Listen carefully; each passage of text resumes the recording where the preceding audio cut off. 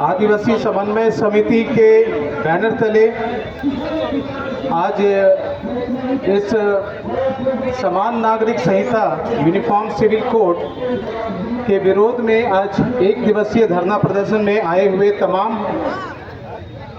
सामाजिक अगुवागण, बुद्धिजीवीगण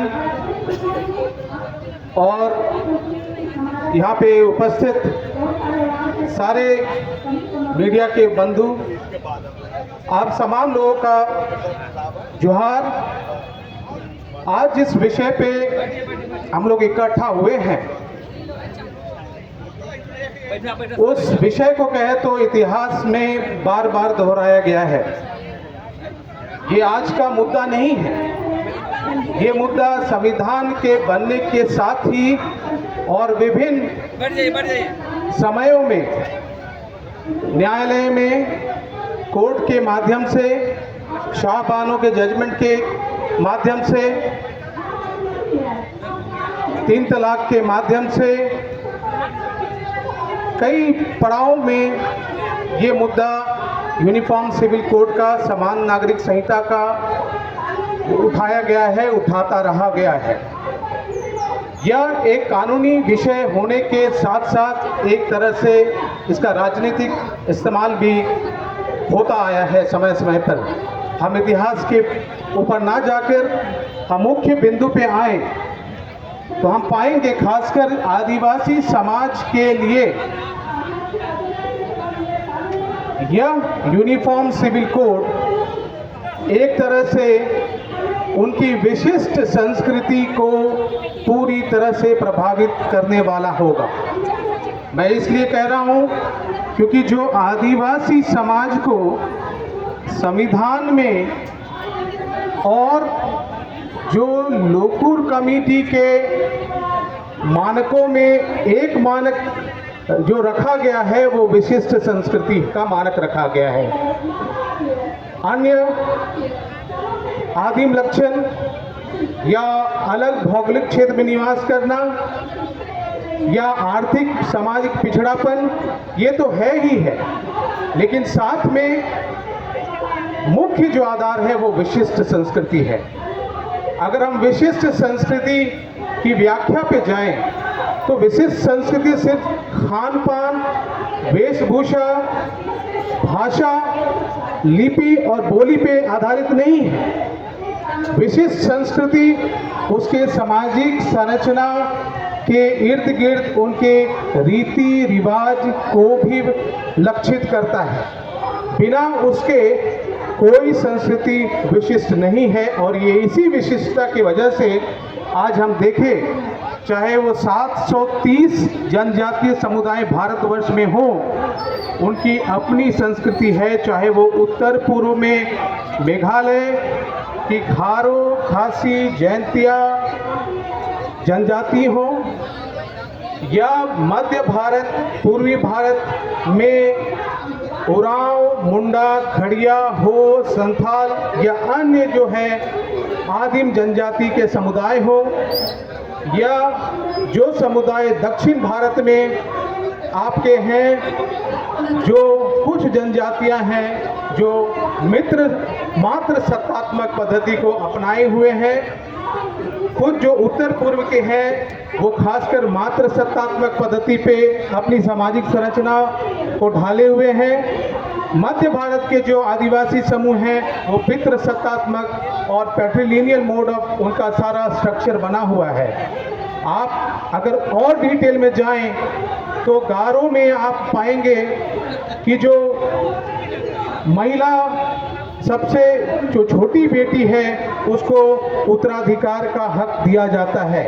माँ के वंश के आधार पे, जिसको कि गारो में माचोंग बोलते हैं, वो उसका केंद्र बिंदु है और उसके आधार से उनकी सामाजिक संरचना बनी हुई है। यही उनकी विशिष्ट संस्कृति है और ये उनकी रीति रिवाज भी विशिष्ट है। उसी तरह से मारू कत्तियम की व्यवस्था जो मात्र सत्तात्मक व्यवस्था है जो केरला में पाया जाता है। साथ साथ हम कुछ ऐसे समाज की भी हम आदिवासी समाज हैं जो ना तो के मात्र सत्तात्मक है, ना ही पितृ सत्तात्मक है, बल्कि बाइलैटरल है। वो सुविधा के अनुसार से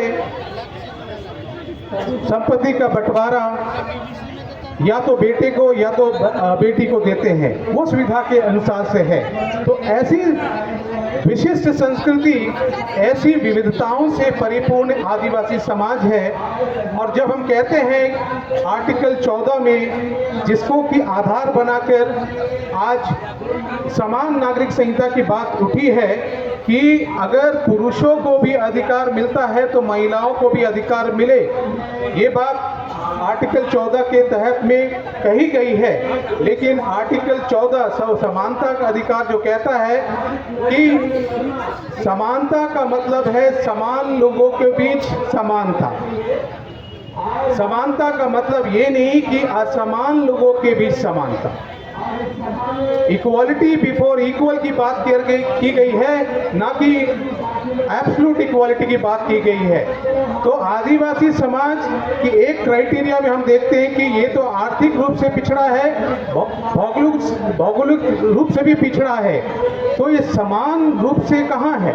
आप सूचकांक या विकास के पैमाने पर भी आप देखें तो आदिवासी समाज अभी भी असमान लोगों की कैटेगरी में है।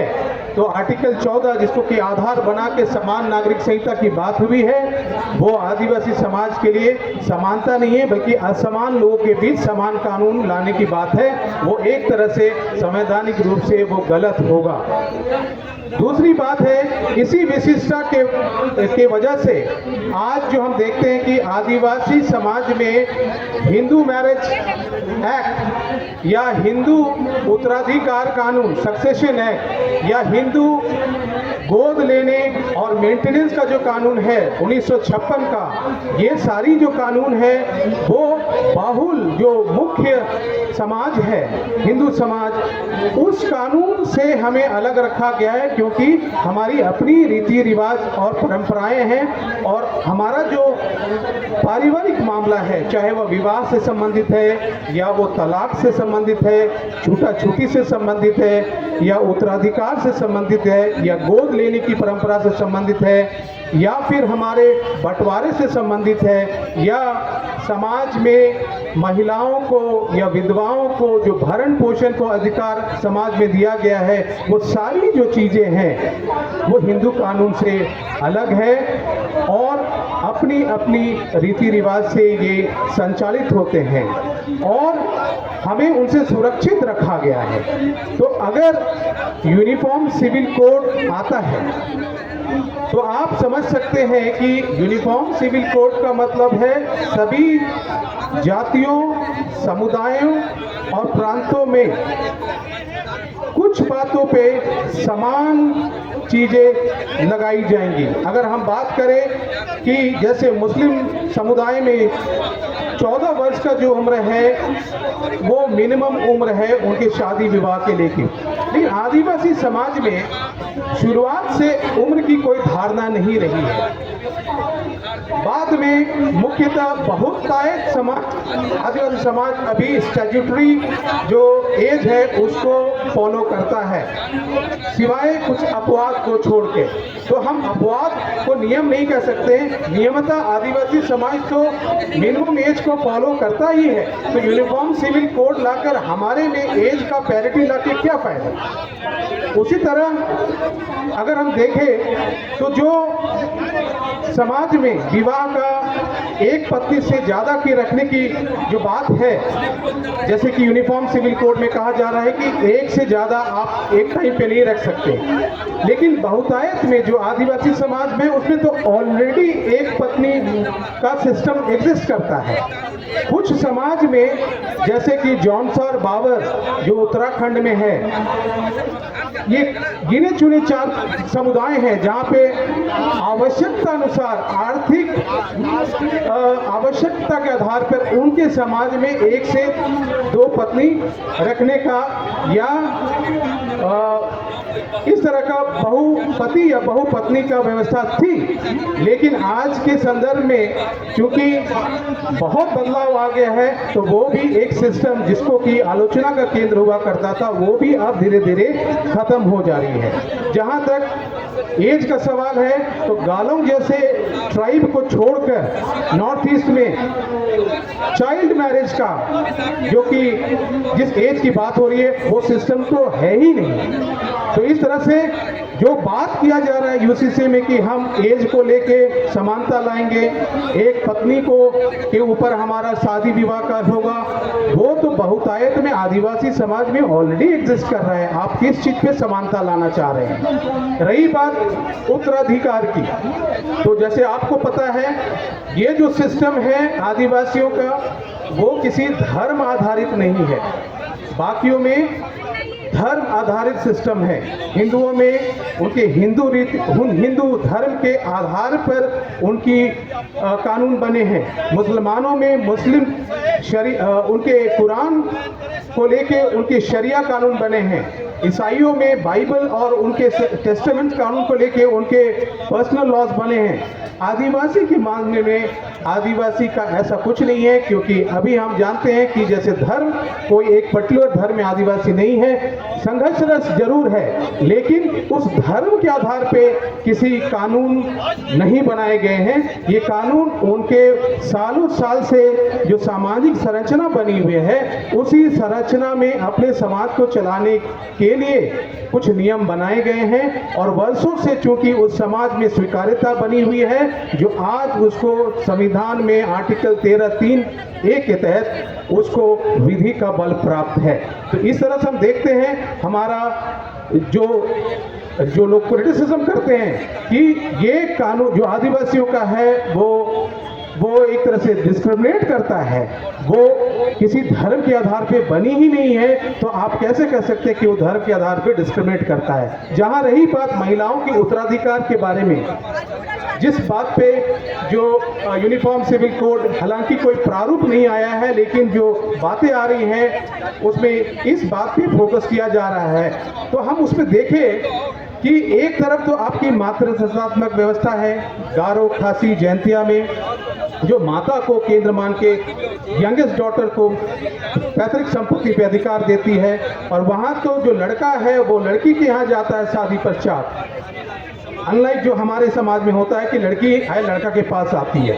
तो उस तरह से अगर हम देखें, तो चूंकि सामाजिक आधार का केंद्र बिंदु या पिता है मध्य भारत में, उत्तरी भारत में, और जो उत्तराधिकार का केंद्र माता है, लेकिन दक्षिण भारत में हम देखते हैं ये दोनों हो सकते हैं। तो उस तरह से देखें, अगर यूनिफॉर्म सिविल कोड आता है, तो ये ना केवल केंद्र जो मध्य भारत के आदिवासियों की सामाजिक संरचना को प्रभावित करेगा, जो पिता को केंद्र मान के और उनके सारे कानूनों को सीएनटी एक्ट में जो प्रोटेक्शन दिया गया है सेक्शन 7-8 के तहत, उसको प्रभावित करेगा।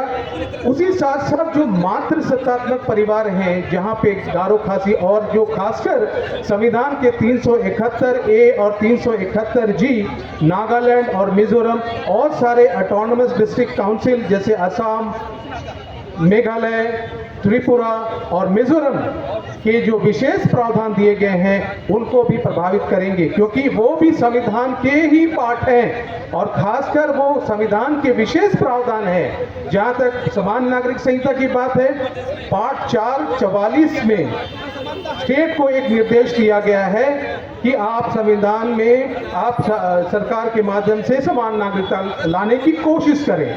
लेकिन ये नीति निर्देशक तत्व है, और नीति निर्देशक तत्व सरकार को निर्देश करने के लिए है, ये बाध्यकारी नहीं है। इसकी वजह से आप कोर्ट नहीं जा सकते हैं, और कोर्ट ने भी कहा है कि ये पब्लिक पॉलिसी का मैटर है। वहीं आप देखते हैं पार्ट 3 में जो है भाग 3 में मौलिक अधिकार की बात की हुई है, जो मौलिक अधिकार में आपको, हमको, आदिवासी समाज को धार्मिक स्वतंत्रता का भी अधिकार है, और साथ साथ अपनी संस्कृति से अपने समाज को संचालित करने का भी अधिकार है। तो अगर हम संवैधानिक रूप से मौलिक अधिकार और नीति निर्देशक तत्व को तुलना करें, तो मौलिक अधिकार बाध्यकारी है, नीति निर्देशक का तो जिसके तहत समान नागरिक संहिता की बात हो रही है अब बाध्यकारी है। तो इस तरह से हम देखते हैं कि ये एक तरह से पूरे आदिवासी जो सिस्टम को ही चैलेंज करेगा।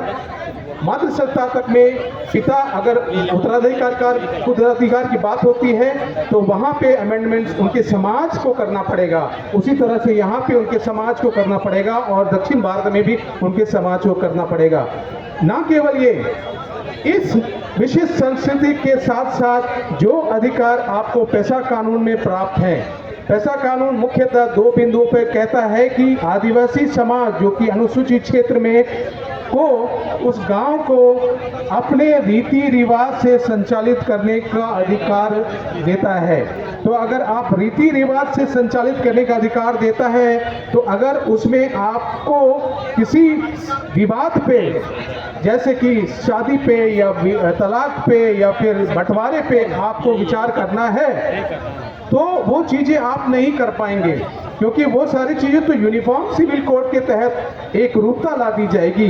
तो फिर सिर्फ आपके पास बच क्या जाएगा? आपके पास सिर्फ भाषा, आपकी लिपि, आपकी खान पान, आपके पहनावे, यही बच जाएंगे। तो जो विशिष्ट संस्कृति जो रीति रिवाज में आधारित है, जो नियम और कानून जो बने हुए, वो एक तरह से विलोपित होने का खतरा है, ना केवल पैसा में बल्कि आपके CNT एक्ट, SPT एक्ट और 5वीं सूची अनुसूची का जो प्रावधान है, जो विशिष्ट ताकत देता है हमारे महामहिम गवर्नर को कि वो कस्टोडियन है हमारे यहाँ के, जो कि जमीन संबंधी जो कानून है आपके जो वेल प्रोटेक्टेड है, जो CNT में भी वेल प्रोटेक्टेड है, जिसमें इनहेरिटेंस की बात की गई है, वो भी बहुत आयत से प्रभावित होंगे। साथ साथ पेशा के अनुसार से जहाँ पे जो विवादों का समाधान आपको रीति रिवाज के हिसाब से करना है, customary mode of dispute resolution की बात की गई है। तो अब सारे डिस्प्यूट जो आपके शादी विवाह या इनहेरिटेंस या पार्टीशन से संबंधित हो गए वो अब सामान्य कानून के तहत आ गए। तो जो डिस्प्यूट रेजोल्यूशन का जो अधिकार पेशा के अंदर जो दिया गया है वो भी तो संविधान का पार्ट है, जो कि पार्ट 9 से निकला हुआ है। पार्ट 9 से जो निकला हुआ है उसी का तो वो एक्सटेंशन है अनुसूचित क्षेत्र में। तो इन तमाम चीज़ों को साथ साथ जो डिस्प्यूट रेजोल्यूशन के जो संस्थाएं हैं, जैसे मुंडा मानकी, पढ़ा व्यवस्था, मांझी परगना, जो स्वशासन के केंद्र रहे हैं, समाज को संचालित करने के केंद्र हैं, उनकी ताकत को, उनकी जो अहमियत को भी कहीं ना कहीं ये प्रभावित करेगा, क्योंकि कस्टम ही नहीं रहे आपके समाज में चलाने के लिए, तो संस्थाओं का तो फिर वो नीचे की तरफ जाएगा। तो इस तरह से हम देखते हैं संवैधानिक एस्पेक्ट में बहुत सारे संवैधानिक प्रावधानों को ये उल्लंघन कर रहा है। आदिवासी समाज की विविधताओं में जो केंद्र है, जिस आधार पे समाज बना हुआ है, उसको एक तरह से वो उसको छेड़ने की काम करेगा। और साथ साथ जो विशेष प्रावधान जो आपके दिए गए हैं नॉर्थ ईस्ट को लेके, या फिर हमारे झारखंड के परिप्रेक्ष्य में, या उसी तरह से अन्य 10 राज्यों के परिप्रेक्ष्य में, उन सभी के कानूनों को ये प्रभावित करेगा। तो इस तरह से हम कह सकते हैं कि यूनिफॉर्म सिविल कोड एक अन्य समाजों के लिए तो हो सकता है, लेकिन आदिवासी समाज क्योंकि वो अन्य समाजों से बिल्कुल भिन्न है, उनकी संविधान में इतने सारे प्रावधान दिए गए हैं जितने कि किसी और अन्य समाजों को नहीं दिए गए हैं। तो ये उसी संविधान के हिस्सा है। तो ये संवैधानिक प्रावधानों को भी छेड़ेगा और समाज में भी एक तरह से बहुत रिस्ट्रक्चरिंग की को करेगा, रिस्ट्रक्चर करने की बात करेगा, जो कि विविधताओं से परिपूर्ण आदिवासी समाज में संभव नहीं है। इसी तरह से हम कह सकते हैं कि आज जो ये समान नागरिक संहिता है आगे आने वाले समय में हमारे लिए बहुत मुश्किल पैदा करेगा। धन्यवाद। जवाहर। चलिए रामचंद्र